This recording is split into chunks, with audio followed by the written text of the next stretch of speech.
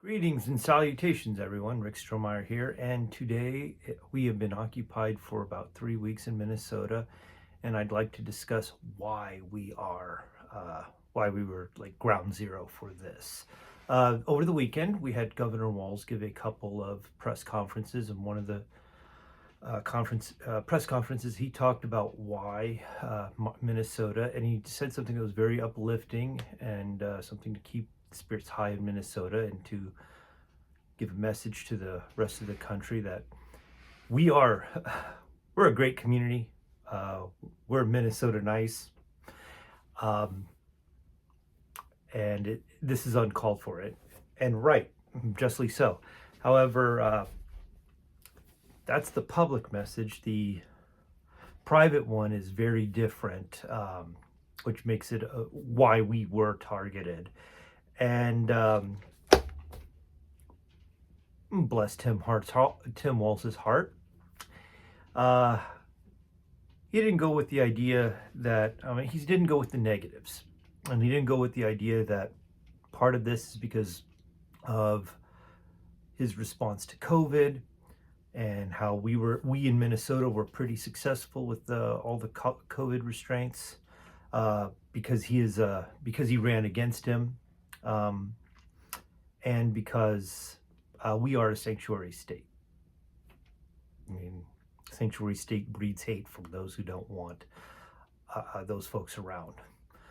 And that would be one of the three big reasons. The other two are why ICE is here in the first place. Number two big reason is Minnesota has very strict open carry laws.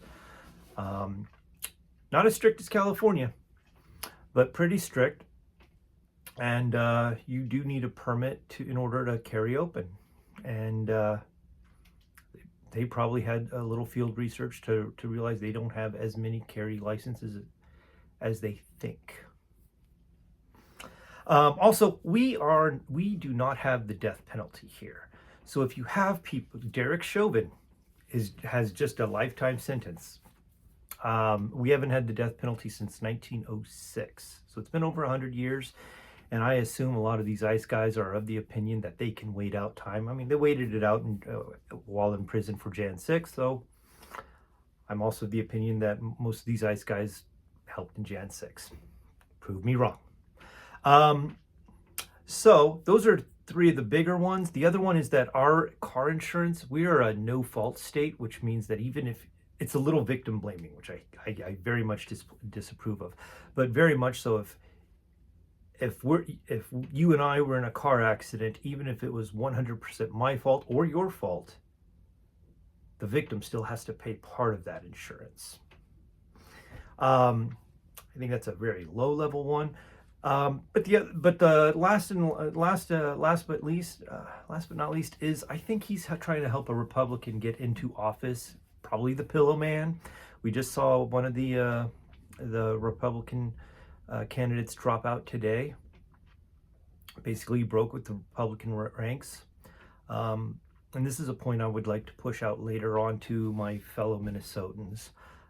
We're going to have an interesting gubernatorial race soon, and we need to go blue. We're going to make our voices heard at the primary, but we need to go blue, because these ICE guys will probably face justice anywhere between the next year to 4 years. If we vote a Republican governor in the near future, or even hell 10 years from now, they'll probably pardon all the ICE guys that are convicted in state charges. Now they all get to face state charges eventually, so we get to wait it out. But Trump can't pardon him. He tried that bullshit with Tina Peters, and Colorado gave him the middle finger and said, we're still not letting her go. So that's going to be the same thing here. We're going to have ICE agents get prosecuted in the state, and one day we might have a Republican governor who decides to pardon them, and we should be preventing that. All right, so Walz tried to be positive to the public. In the end, it's our firearm laws that are going to either make or break us. Yeah, And all those ICE guys, they're going to look at a jail cell for the rest of their lives in Minnesota, or maybe in other states too. Yeah, and they'll be next to Derek Chauvin. So please don't help out the Pillow Guy or any other Republican governor. It's worth it to vote blue no matter who. Have a good day, all.